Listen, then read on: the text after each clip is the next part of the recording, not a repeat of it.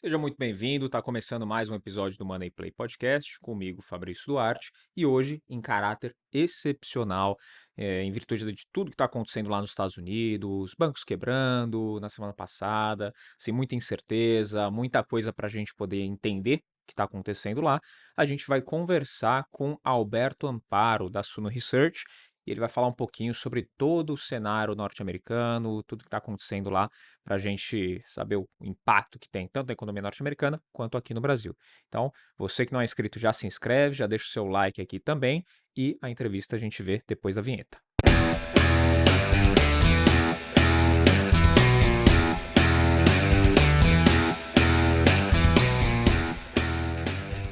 Estamos aqui com o Alberto Amparo, o Alberto que é Head de Ações lá da Suno Research e também engloba o assunto internacional, né, temas internacionais. E a gente está aqui num momento bem importante de tudo que está acontecendo, principalmente lá nos Estados Unidos, para poder ter algumas informações, alguma clareza do que está acontecendo exatamente lá. Alberto, seja muito bem-vindo a um bate-papo aqui no Money Play. Muito obrigado, Fabrício. Olá, pessoal. Um prazer estar aqui. Ótimo. Vamos lá, só para dar uma introdução aqui para o pessoal, né? O que está acontecendo lá nos Estados Unidos? A gente veio ali da semana passada, sexta-feira, com o SVB quebrando, né? A gente teve também o Signature, outro banco americano que quebrou. E a gente teve hoje o First Republic Bank, que abriu com queda de 60% hoje no pré-market. E agora, acabei de atualizar aqui o número, ele já estava com uma queda que chegava a 73,2%. Tá? Então, esses números eles preocupam, além de na semana passada, na própria sexta-feira, ele já tinha caído 14,84%. Então, essas informações, elas batem aqui pra gente, o pessoal que às vezes não acompanha muito o mercado norte-americano, causam uma certa preocupação e eu tenho algumas perguntas, Alberto, para fazer, para você poder dar umas informações aí pra gente entender o que está acontecendo lá nos Estados Unidos, tá? A primeira é justamente essa. O que está acontecendo lá nos Estados Unidos, cara? Perfeito. Vou começar explicando a situação do SVB, né, do Silicon Valley Bank, para a gente poder... É muito semelhante dentre os outros bancos, tá? Então, acho que a primeira coisa que a gente tem que entender é como funciona o modelo de negócio na essência de um banco comercial, tá? De um banco que, na essência, ele é o quê? Ele capta recursos dos clientes e empresta esse dinheiro, né? Coloca isso daí num ativo que gera juros, tá? Então, na essência, o negócio de um banco comercial ele é o seguinte: você capta recursos com custo baixo através do quê? De depósitos. Por exemplo, se você vai lá nos Estados Unidos e tem uma checking account, tá? É uma conta corrente, por exemplo, no JP Morgan, você coloca o seu dinheiro lá, perceba que o JP Morgan ele não está te pagando juros, é uma conta zero juros, tá? E esse dinheiro é um dinheiro que está lá, que custa zero, porque o JP Morgan não está pagando nenhum percentualzinho para você, cliente, e ele pode pegar isso daí e emprestar, por exemplo, para quem está fazendo compras em cartão de crédito, quem corre juros, quem quer fazer um financiamento imobiliário, quem quer, enfim, uma empresa que quer ter capital de giro, financiar capital de giro da empresa dela, perfeito. Existem outros tipos de depósito também, né? Nós temos, tipo, checking account, seria uma conta corrente. Você tem savings account, parece uma poupança. Você tem certificates of deposits, que são, por exemplo, CDBs, né? Que tem os juros mais altos. Né? Então, você tem várias dinâmicas nesse lado dos depósitos, das fontes de recursos dos bancos, tá? Sendo que, assim, a conta corrente ela é a mais barata de todas, mas o cliente ele pode sacar a hora que ele quiser, né? Enquanto um CDB aqui no Brasil, por exemplo, você paga um juros mais alto, né, que seria o Certificate of Deposit lá nos Estados Unidos, só que você tem um prazo, você sabe quanto tempo esse dinheiro vai ficar lá dentro do banco, tá? Isso é muito importante você casar prazos, porque para você, se o depósito, se é conta corrente, se o cara quer sacar o dinheiro, você tem que dar o dinheiro para ele, perfeito? Na hora. E o que aconteceu?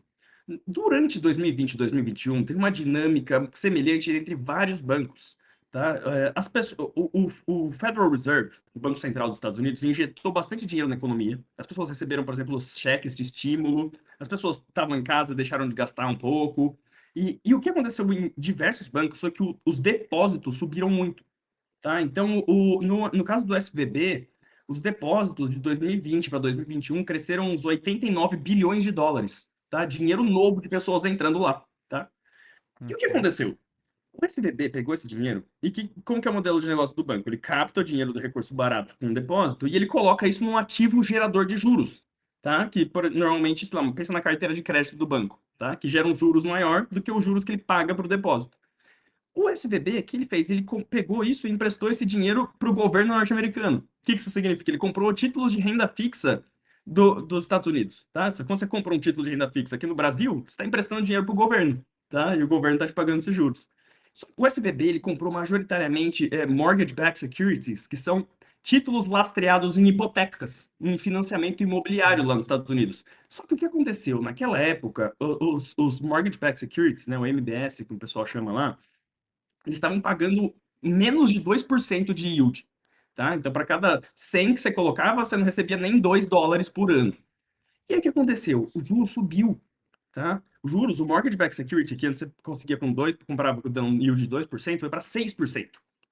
E aí pensa assim, você comprou um negócio que agora dá 6%, só que você comprou ele quando ele estava dando 2%. Então perceba que assim, se eu agora, eu jamais compraria um título de 2%, se eu posso comprar um de 6% no mercado, certo? Eu só compraria um Sim. de 2% se ele caísse o preço até ele ser um de 6%, correto? Que daria Uhum. mais ou menos o quê? Você tem que cair 2/3 para você poder triplicar, ir de 2 para 6. E o que acontece? No banco, lá, os bancos, eles têm um método contábil. Aqui no Brasil é IFRS, lá é o GAAP, Generally Accepted Accounting Principles, tá? O método as regras contábeis dos Estados Unidos. Se você é Sim. um banco e você tem esses títulos de renda fixa, perceba que o SVB, se ele simplesmente não vendesse os títulos, vamos falar que esses títulos de hipoteca vencem daqui a 10 anos. Então você recebe 2% todo ano e daqui a 10 anos você pega o seu dinheiro de volta, tá? Tudo bem, não dá nada para eles, tá? É, o que acontece é que se as pessoas sacam o dinheiro dos depósitos, o banco ele é obrigado a devolver o dinheiro. E nesse caso, como o título dele, é, os títulos de hipoteca foram para 6%, se ele for vender, ele não vai conseguir sacar $1 para cada $1 que ele colocou. Tá? Ele sacaria, sei lá, 40 centavos para cada dólar. E o que Uhum. acontece? Né? Aí nas regras contábeis, se o banco não planeja vender, se ele planeja segurar até a maturidade, até vencimento do título, ele classifica como held to maturity. Isso significa o quê? Basicamente que o valor que ele está contabilizado lá no balanço, que mostra os bens e direitos e os deveres e obrigações do banco, ele é contabilizado de acordo com o preço de custo. Então, assim, se eles compraram $100, quando veio $100 de depósito, eles compraram $100 de título. Tá lá $100, tá? Enquanto ele tá held to maturity, ou seja, o quanto eles estão falando para você, a gente não vai vender isso aqui. Se eles precisarem vender, eles têm que reclassificar como, ou seja, estão vendo que talvez vai precisar. Eles têm que classificar isso daí como available for sale securities, tá? Que seria o quê? Títulos disponíveis para venda. E a regra contábil para você mostrar no balanço quanto você tem de bens, nesse caso, que é disponível para venda, você não coloca mais a peça de custo, você coloca com marcação a mercado. Ou seja, tem que mostrar quanto isso daí está sendo negociado no mercado secundário. E quando eles fizeram isso, porque as pessoas começaram a sacar dinheiro, eles se começam a incorrer em gigantescas perdas. Tá? Pensa que o banco ele tinha 89 bilhões de dólares, ele cresceu esse depósito, ele colocou tudo nisso. Né? Então, você colocou 89 bi, que você precisasse vender, você ia tirar nem metade depois. Né? E o que acontece? Bancos têm uma regulação de capital que, no mínimo, o banco tem que ter 4%, no mínimo do mínimo, 4% de todos os ativos têm que ser financiados com capital próprio. Tá?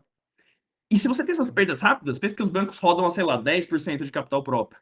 Né? Se você é obrigado a vender, porque você não pode não devolver o depósito do seu banco, você reconhece essa perda, se você abaixar disso, você quebrou. E foi basicamente o que aconteceu. Tá? Assim, Uhum. aqui no Brasil isso não aconteceria, porque aqui o pessoal é um macaco velho de saber que os juros faz o ping-pong. Lá nos Estados Unidos, Uhum. principalmente os bancos regionais, eles nunca viveram um cenário desse. Então, é daí que vem toda, né, essa... Sim. E que tá... Eles estão entrando agora, né?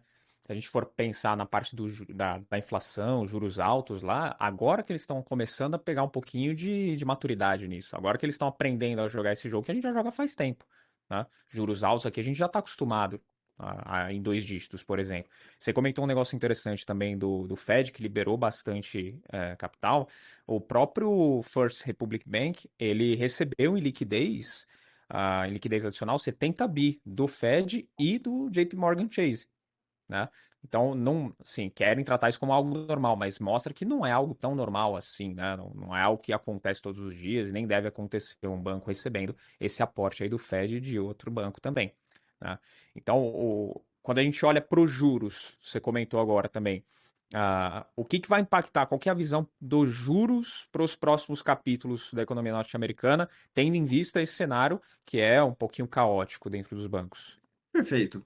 Bom, é uma coisa não tanto popular que eu vou dizer, mas é com base, né, tem uma frase que eu gosto muito, né, do Newton, Isaac Newton, um dos maiores gênios que já pisaram na Terra. Ele fala: se eu vi mais longe foi por estar sobre os ombros de gigantes. Né? Se o Newton, um cara com 200 de QI, né, atribui crédito aos gigantes, eu acho que a gente tem que fazer isso daí em qualquer âmbito que a gente quer ter sucesso, né? E se você olha para os gigantes do mundo dos investimentos, né, Warren Buffett, Charlie Munger, Seth Klarman, tem o pessoal aqui do Brasil, esses caras não têm opinião sobre os juros. Os juros, ele depende de tantas variáveis no mundo, em que, assim, você pode ter uma opinião, mas ninguém ganha dinheiro prevendo o que vai acontecer com os juros, né, consistentemente, tá?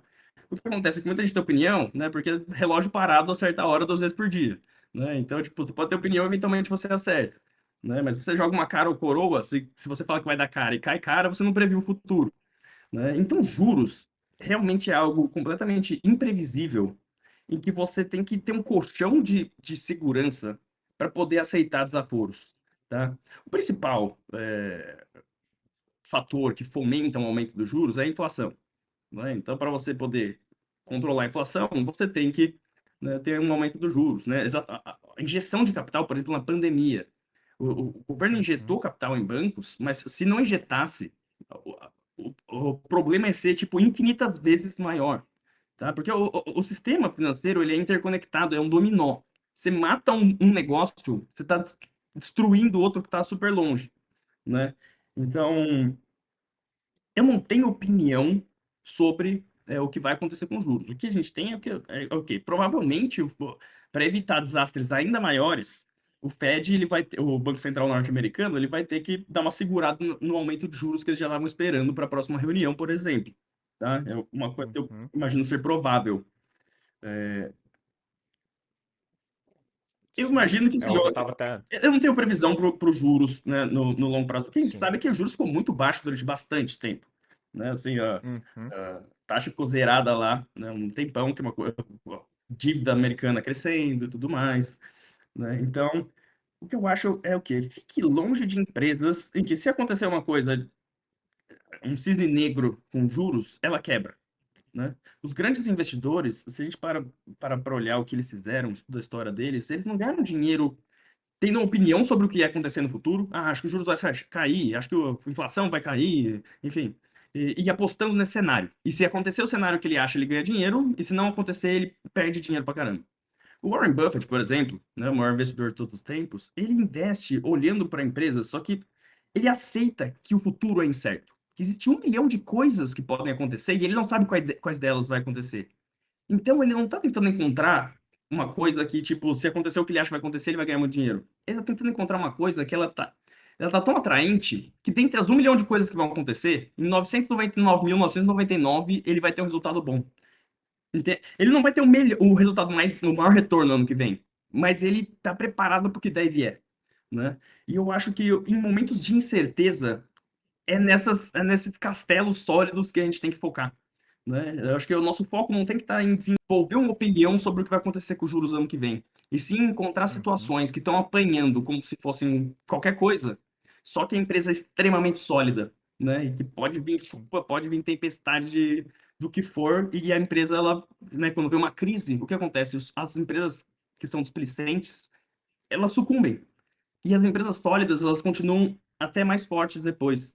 Né? Então, como diria o Peter Lynch, né, que é também um grande investidor, um dos maiores gestores de fundo, né, de todos os tempos, né, fez 29% ao ano durante 13 anos, ele fala assim: mais dinheiro foi perdido tentando antecipar crises do que nas próprias crises. Né? Então, eu acho que o que a gente faz é o quê? As crises vão vir, é impossível, a crise faz parte do jogo. Né? O mundo é cíclico. O ciclo de crédito, ele Uhum. traz crises. Então, investir na bolsa, você faz parte da crise. O ponto é o quê? Elas são passageiras. Né? Tem uma frase em inglês, this too shall pass. Né? Então, véspera de muito, Quer dizer, dia de muito, véspera de pouco, e vice-versa.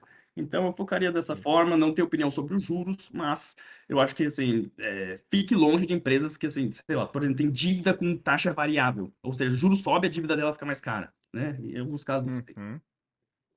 Isso acontece bastante. Empresa de tecnologia sofre muito com isso, né? Sobre os juros, até hoje de manhã eu estava acompanhando as notícias e vi que o Fed pretende nas próximas reuniões, a previsão era de 0,5% de correção, só que eles já ajustaram essa previsão para 0,25. Então eles pretendem mesmo dar uma segurada, então é o que se espera, né?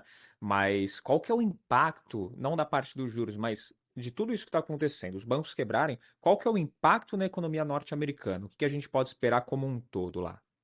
Perfeito. Então, o que tá acontecendo com... Por que, por exemplo, as pessoas começaram a sacar os depósitos do banco? Tá? Pensa assim, se você pegou o depósito do cliente e colocou num negócio que te dá 2%, perceba que assim, você não pode remunerar o cara que depositou dinheiro na sua conta em mais de 2% ao ano, né? De onde você vai tirar esse dinheiro?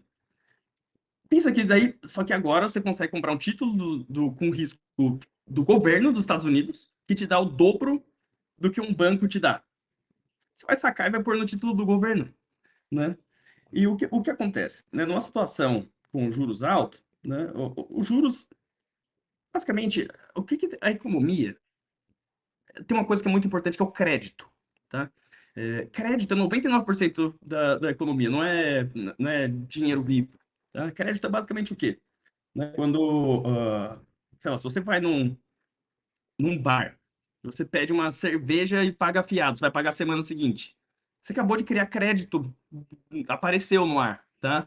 Né? O dono do banco é seu credor e você deve, né, quitar aquilo lá para ele. E como funciona o ciclo do crédito, tá? Acho que vale a pena pincelar um pouquinho isso só para entender por que acontece crise. Pensa Uhum. assim, né? Por que a gente pode pegar dinheiro emprestado? Né? Como você cria valor, como você cria produtividade, como o ser humano se desenvolve e cresce, gera riqueza. Se você pega, por exemplo, né, tijolo, cimento, madeira, vidro, né, separadamente, porque você pegou o crédito e você conseguiu comprar esses ingredientes, e você faz uma casa com isso, a casa, todos os ingredientes juntos e formando uma casa, eles valem mais do que eles valiam separados, correto? Então, se pensa assim, eu sei construir casas, eu sei abrir negócio, sei fazer, enfim, várias coisas. Só que eu não tenho acesso a dinheiro. Então, se eu consigo pegar dinheiro emprestado, comprar esses ingredientes e fazer uma casa, eu gerei valor para a sociedade. O PIB global é maior depois que eu consegui ter acesso a esse dinheiro que eu não tinha antes, né?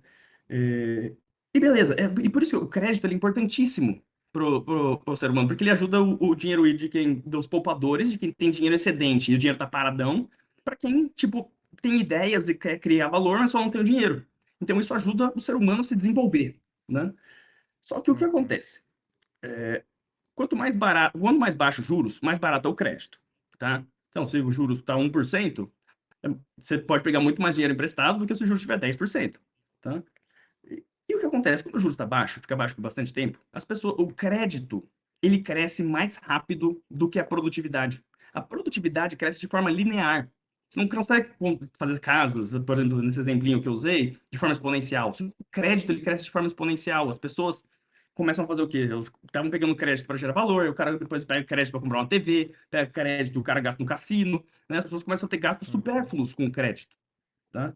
E o que vai acontecendo? Quando tá tudo barato, a vida tá boa, a gente tem um certo viés, né? Um recency bias, né? A gente meio que explica o futuro com relação ao que vem acontecendo recentemente, né? Que nem, sei lá, nunca aconteceu um ato de terrorismo, acontece no 11 de setembro, todo mundo superestima a chance de um próximo ato terrorista nos Estados Unidos logo após, né? Por exemplo. Ok. Uhum. E aí, o crédito, ele cresce exponencialmente, e a produtividade, que é o que vale de verdade, cresce linearmente. Então, eventualmente, o que acontece? Tem mais dinheiro em circulação, começa a ter muito mais dinheiro em circulação do que coisas que têm realmente valor intrínseco, valor real. Ou seja, e isso causa inflação. Porque, assim, se a gente, por exemplo, estivesse num barco, e a gente naufraga e vai para uma ilha. E nessa ilha, todas as coisas que a gente tem na ilha são só as coisas que a gente tirou do barco. Os talheres, roupas, eletrônicos, tudo é só o que veio do barco. E a gente cria a nossa própria moeda para negociar as coisas, né, nessa ilha. Perceba que se um dia, se a gente dobrar o número de moeda em circulação, mas o número de coisas é exatamente o mesmo, perceba que o preço de tudo ia dobrar, né? Mais ou menos dobrar. Né? Isso é inflação, isso é o que acontece no ciclo de crédito. O dinheiro começa a aparecer, emite-se mais dinheiro do que gera-se coisas com valor intrínseco, produtividade. Então, no ciclo de crédito, o que acontece? Nessa hora, começa a gerar inflação. E aí, o que o governo tem que fazer? Tem que aumentar os juros para desencorajar você pegar mais dinheiro emprestado. Chegou a hora de pagar a conta, entende? É um grande ciclo de você consome mais do que você produz e depois você tem que produzir mais do que você consome. É a história da humanidade. E isso faz parte do jogo, né? É como a gente funciona, não tem como você mudar. A gente vai. A história, em vez de pensar na bolsa como altos e baixos, pense como excessos e correções, tá? Então, momentos bons levam a excessos e depois você tem que corrigir, tá? Você tem que pagar a conta. Sim. E aí, quando acontece, sobe os juros, as dívidas ficam mais caras, né? A dívida fica mais cara, você não consegue mais crédito. Aí, se você não consegue crédito, às vezes você tem que pagar o seu credor se não tinha esse dinheiro, o seu poder de compra cai. E não se esqueça que o que uma pessoa gasta é o que outra pessoa ganha. Então, se você pegava mais crédito e você gastava esse crédito, você estava gastando uma coisa que outra pessoa estava ganhando. E se você para de gastar esse dinheiro, outra pessoa para de ganhar. E isso é um efeito em cadeia, tá? É, Enfim, e o que a gente está vivendo é o pós do momento em que teve injeção de capital para caramba, juros extremamente baixos, né? Vários excessos, né? Você tinha assim, por exemplo, sei lá, NFT, uma cripto por dia aparecendo, né? O valor de mercado de cripto era 3 trilhões de dólares, era dois Brasils, né? Como se tivessem criado dois Brasis numa coisa que, né, com, sei lá, com 1.001 nomes É. diferentes. E aí, tá chegando a hora de pagar a conta, né? O juros está subindo, né? Isso Uhum. desacelera a economia, porque o que uma pessoa gasta é o que outra pessoa ganha. E aí a gente começa a ver esse dominó, né? O mundo é extremamente conectado hoje, né? Globalizado. Você sente uma coisa num Sim. banco nos Estados Unidos, um banco na Europa quebra, né? Assim, ilustrativamente. E esse Uhum. caso do SVB, né? Foi um caso assim, cara, olhando com o benefit of hindsight, né? Depois você vê o que já aconteceu, é fácil, né? Mas parece um pouco, né, falta de gestão de risco, porque era um risco clássico, né, de juros que eles estavam. Eles não contavam que as pessoas iam sacar o dinheiro do banco, né? Então, como as pessoas sacaram, porque tem um lugar melhor para elas colocarem, isso quebrou as pernas deles, né? E tem outras empresas nessa mesma situação. E aí que entra a hora dos adultos, digamos assim, né? O Banco Central chegar e fazer o que deve ser feito, né? Ou seja, deixar o capitalismo punir quem foi displicente, mas não deixar que, por exemplo, o pagador de impostos, por exemplo, seja negativamente afetado por uma coisa que não é culpa dele, né? Ou, por exemplo, salvar os Uhum. depósitos de quem estava no SVB, né? Então, basicamente é isso. E a gente está vendo mais do mesmo, né? A história faz centenas, Vai se séculos que repetindo. isso acontece, né? Uhum. Enfim, Você comentou que tem mais empresas que estão passando por isso também. Tem outros bancos, eu citei aqui o First Republic Bank, foi o que mais caiu. Mas tiveram outros bancos que caíram bastante também nessa semana, a coisa de 50%, 60% o valor do banco.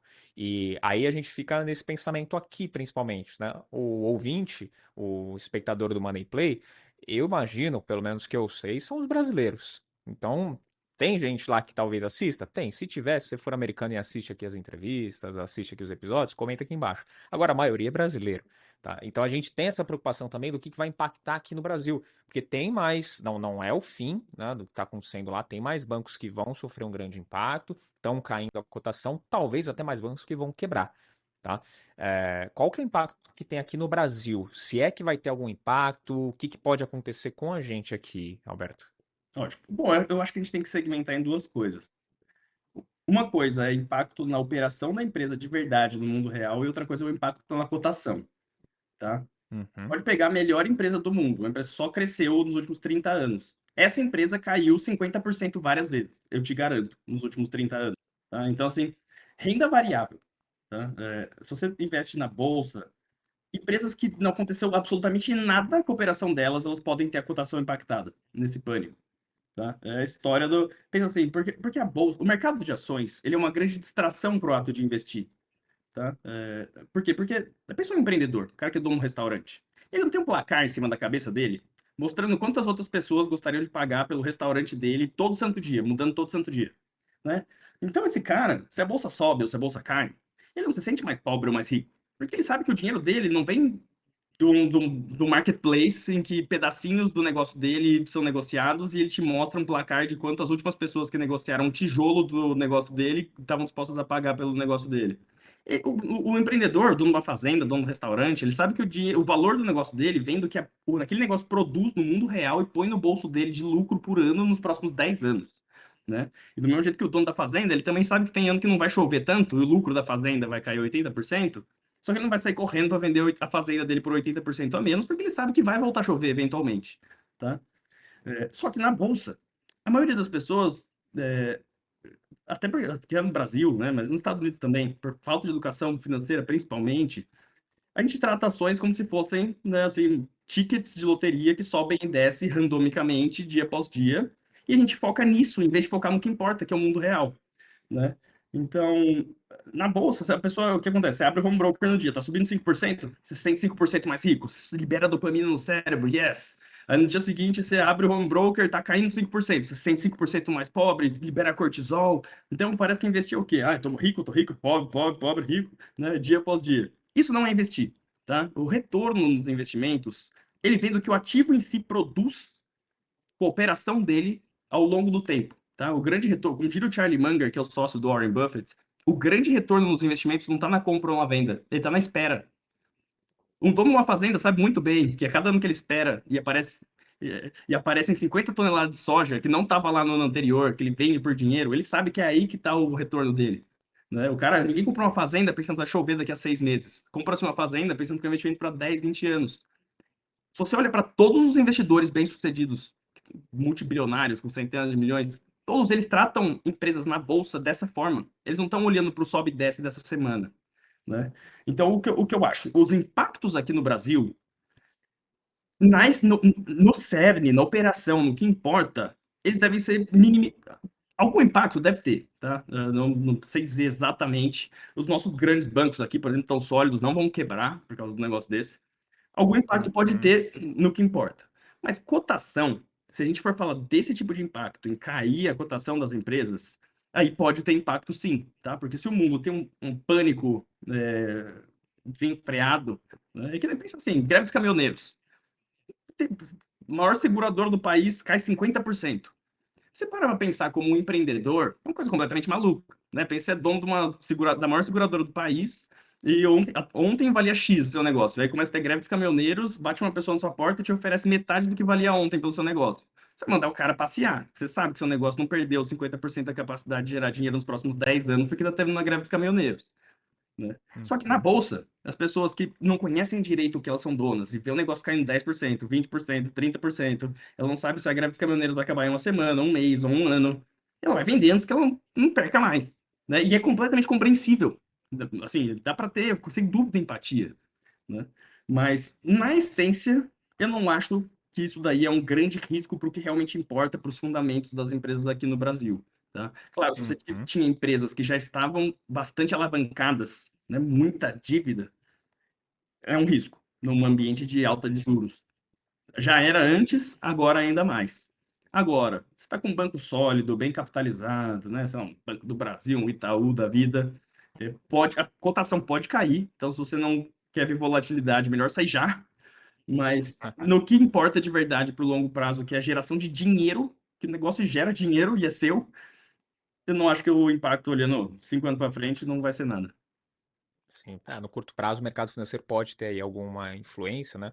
Pode acabar tendo alguma variação, volatilidade, como sempre tem, aí, e tenta antecipar resultados do futuro, né? Então a gente acaba vendo algum impacto no curto prazo, mas para a economia mesmo, vamos ter que acompanhar o dia a dia, né? Há grande chance de não acontecer absolutamente nada, de ser só um pânico do mercado aqui no Brasil, talvez, aí isso existe também.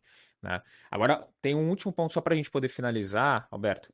Oportunidades. Assim, bem rapidamente, que tipo de oportunidade se abre para o investidor nesse momento? Olha, por exemplo, nos Estados Unidos, bancos. Hum, O investidor médio olha o quê? Ah, banco está indo mal, vamos vender tudo. Cai todos os bancos.